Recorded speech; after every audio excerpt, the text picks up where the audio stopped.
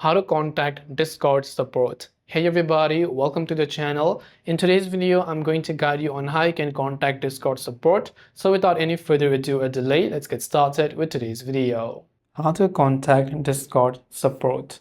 If you want to contact Discord support, open up Discord, tap on your profile from the bottom right, tap on the gear icon, which is the settings icon from the top right hand side, scroll down until you find the option called support and tap on it, which will take you to the support center of Discord.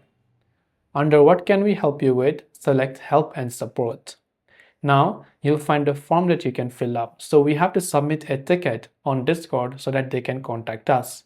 Type in your email address, the type of question that you're facing, and what kind of issue you're experiencing, the platform where you use Discord, the subject, and describe your issue in detail.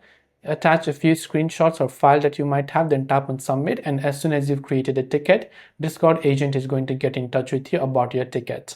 So this way you can go ahead and then contact Discord support. Thanks for watching and see you soon in the next video.